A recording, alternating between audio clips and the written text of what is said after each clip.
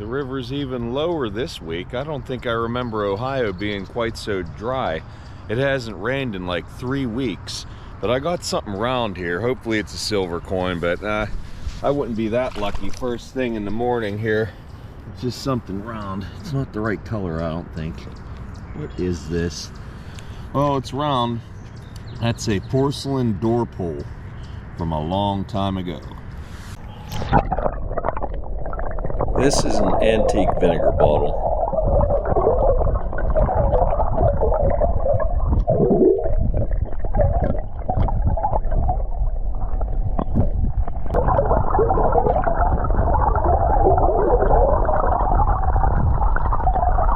An ornate post-1900 cork top.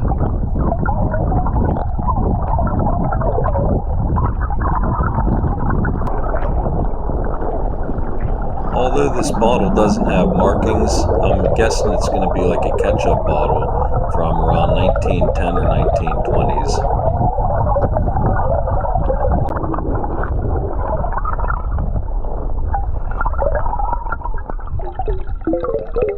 Here's a very old embossed ketchup bottle, and we'll talk about this one on the cleanup. Curtis Brothers Preserves, Rochester, New York. It's a little bit of a cork and has a little bit of a screw on there. It's got to be around 1900. Can't wait to research this and find out what it is. Here's a slick cork top medicine with the cork still in it. Seam goes all the way up to the top, so sometime after 1900. First marble, let's go get it.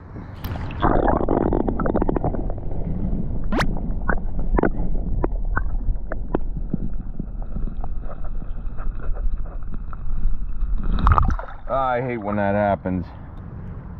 I got something in the bank way over there that looks old. I'm gonna try to hook it with the rake. Oh, there it goes. It's free. Let's get it a little bit closer. Oh, it's a little bit narrower than I thought. Let me hook it anyway. Could be an old beer. It certainly looks old.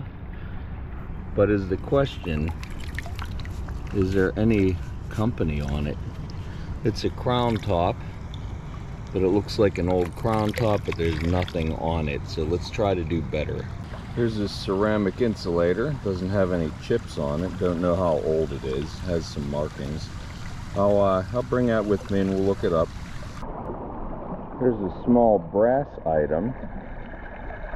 Was it a flashlight, a laser pointer, a lipstick?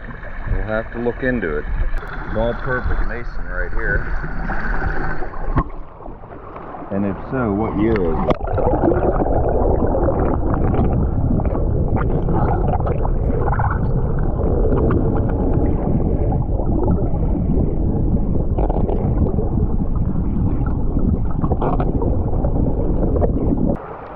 Here's an interesting looking lid. It does have like a plastic membrane on the bottom, so that's not too old. Here's a small brass cap.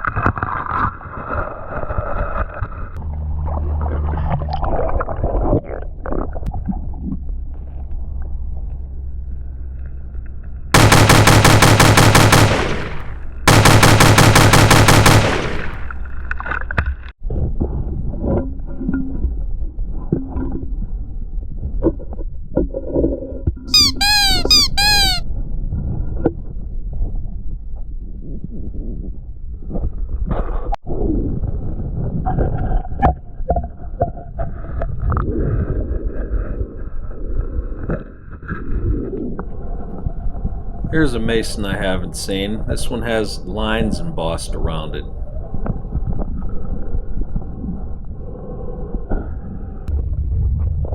Here we go.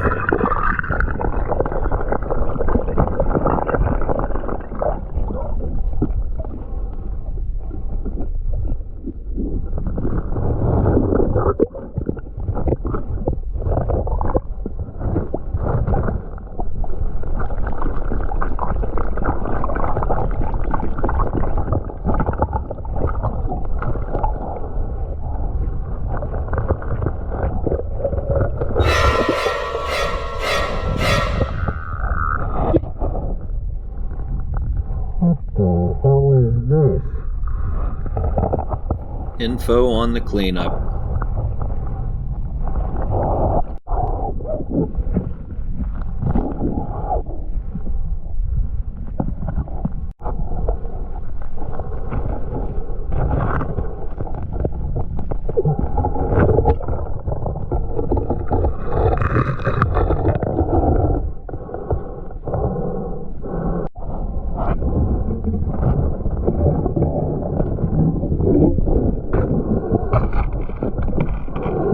A small vintage enamel mixing bowl just sitting there.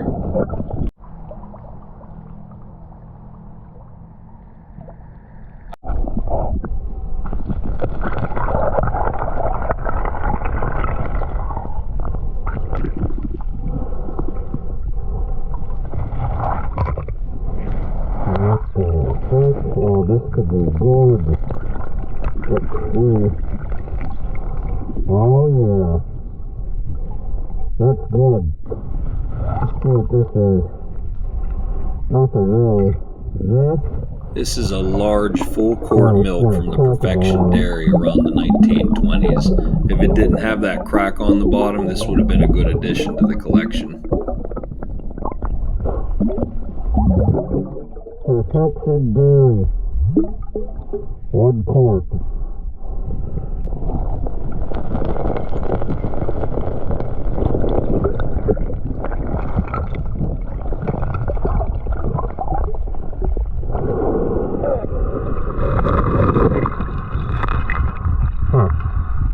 Small inkwell post 1900 and a whiskey flask.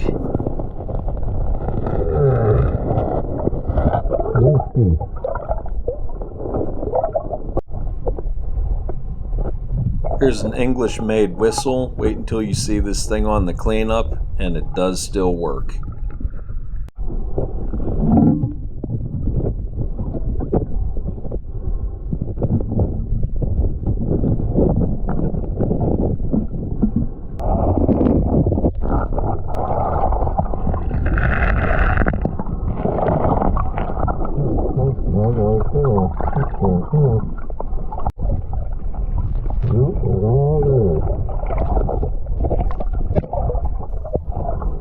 To find coins, I look in the cracks of bedrock where you have sand and gravel, and I will fan the sand and gravel and lighter elements out of the crack, and what you have left is usually metal coins, bullets, lead sinkers, things of that nature.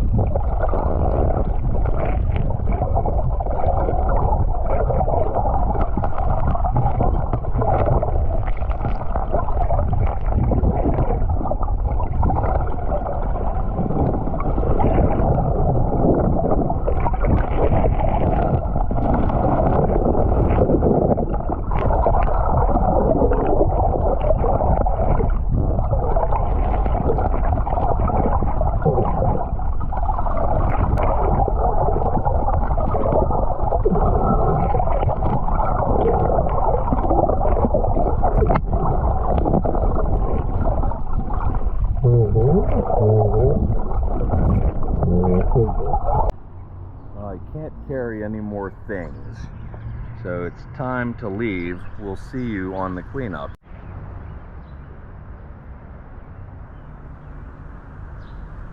All right, what did we find? We'll start with this Swedish enamelware bowl, or at least that's what it looks like from my research on the internet.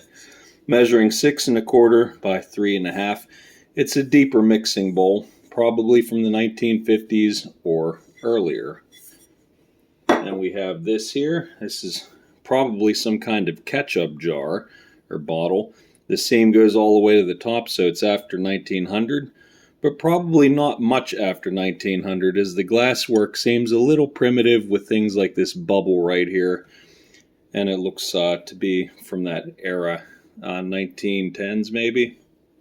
Then we got a ball perfect mason.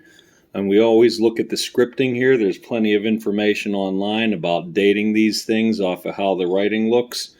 This one here is 1923 to 1933. Fairly common for me to find. And here's a number 1 on the bottom. The other ball perfect mason, a little bit newer. This one here is 1933 to 1962. And what was unusual, I've never found them having these embossed ribbings like this. I guess maybe a little texture so it's not quite as slippery. And then it had this unique bottom. Well, I'm sure it's not unique, but it's unique to me because it's the first one I found.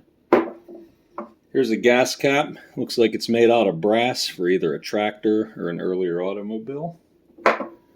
Couple cork tops that still had the corks in them. And these have seams that go all the way up to the top, so they're after 1900, probably in the 1910s. You have this one here. And then you have this more medicine-looking cork top right here that is a slick. It had some kind of a paper label. Nice little cork up there. This item, I'm guessing it's some kind of weight, maybe for a fishing net. Some sinkers, a key from my last video that I forgot to put in my video, so there's that from the last trip out. This 25-cent piece, it's some kind of play money, and it was found in an area with all that other modern stuff, but it just goes to show you, sometimes you have from multiple decades or centuries in the same crack that you're fanning out of the bedrock. So I couldn't find anything on it. If you know when that's from, please let me know in the comments.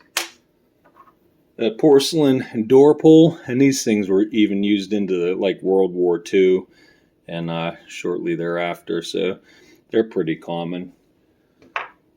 My only marble, it had to have a big crack in it, and it's completely blown out of the bottom. But at least I found a marble on that trip. All those modern coins that we found. A Daisy 1.5 inch tub plug. Right there, made out of some kind of early rubber. Here's a inkwell, and seam goes all the way up to the top, so we're talking after 1900, probably 1900 to 1930 or 40. Not much on it, but an inkwell. Here's a ceramic insulator, and this, if I could remember, what was the OB? This is Ohio is the O around the B, and the B is brass. So the company is Ohio Brass.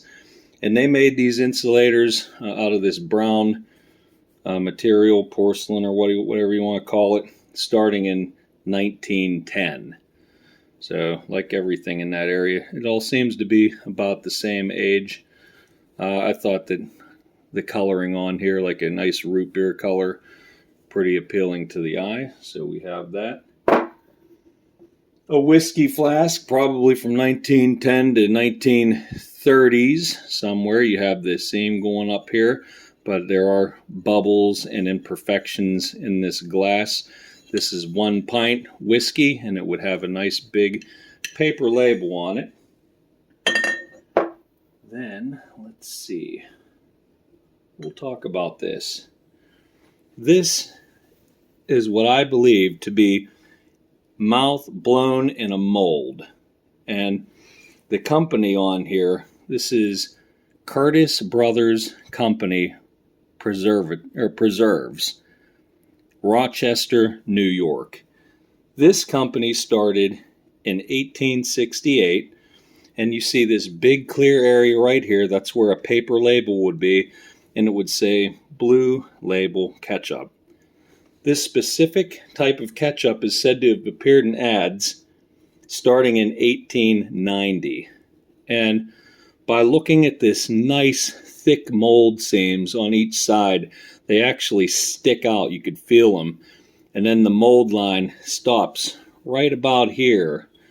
And there's like little tool marks right in there. And the neck's all stretched out. And it's all kinds of bubbles and things. It would indicate, and here's a nice big bubble on the bottom, that this was blown in a mold. The mold closed where the seam stops, and then they broke that off, and even the top, I don't know if you could tell on there, but it's on a slanted angle, so it's not a perfect top. So this is not machine made. And if they started making these things in the 1890s, I'm guessing this is late 1800s right there. And then they carried on this design, I think, until like 1929. Not sure on that, but I think it's when they stopped. So that's a ketchup bottle, and that's a very interesting ketchup bottle, and I'm glad to have found it. So, what else? We have the machine gun. It's obviously patterned off of a Browning M250 cal. It has a little sight that flips up in the back, just like the real thing. And there is a big compartment on here for what looks to be 2 D-cell batteries and a clear area. And clear red area clear for like a light. I'm sure that it lit up and made some red light in there. But Marx made similar ones. And this is not a Marx. This says made in Hong Kong. So I'm thinking this might have been like a 1970s or 80s reproduction of the Marx version, upgraded with this battery compartment. And always interesting to find old toys, which brings me to this next item. I told you we would talk about this. Look at this thing. How creepy is that? And it's basically whole. There's only a couple little things missing. One, this is cracked down here. And two, there would be a hand crank on the side of this head. And what this is a 1972 Remco, well, how do you say it? Scree Mies, 2 words, Red Baron. So this is the Red Baron from World War I. Red Baron bicycle siren. So there was a little strap down here, and in 1972 you would clamp this onto your pedal bike handlebars, and as you're going down the road you would turn that crank and a siren would come out of the eyes and the mouth. It's in fairly good condition, minus the crank being missing, but definitely not what you're expecting. I thought it was like a porcelain salt shaker, or something. I don't know if porcelain's the right word, but just something. And then that happened. So unusual. These are fairly rare from my understanding, and if you have them in working order, they're like $175 to $200. But there's somebody's childhood memories right there, raised from the river. I thought that was pretty cool. And then I don't recall seeing this on the edits, so I think I might have not had the recovery of this on there, but this is another bottle that I got on the trip, and it's a Alpha Bottling Works with stars and panels. It says Akron, Ohio, and registered number 30 on the bottom. That's a really nice soda bottle. Usually these are from like 1910 to 1930s. I would go on the earlier side of that, but I was happy to find that because I don't have an Alpha Bottling Works, nor was I able to find anything online about it. So, what else? Probably my favorite find of the whole trip, right here. This whistle. This is the Acme Thunder whistle, made in England. And you could probably read that right there. The Acme Thunder, made in England. And it looks like it's copper, and on here, brass. So it looks like it's 2 different metals, and I researched this. And this whistle was first produced in 1884. And they call this a pea whistle because there's like a little piece of cork, or I don't know what it's made out of, about the size and shape of a pea inside there. First patent for this. Now, they still make these things today, so I don't know how old this thing is. But if it's like all the other stuff that's in that area, it's probably on the older side. I didn't see any new ones that had 2 different types of metals. So the question is, does this thing work? And yes, it works like the day it was made. I don't know how it looked like it was in the river for a long time. It took a while to polish off all the corrosion and everything. So, well, there it goes. And that's it. That's my favorite find of the trip. Even if it's a newer one, but I don't think it is. Very cool. So, that's that. I hope you enjoyed the adventure, and I look forward to seeing you next time. Until then, happy hunting, everybody.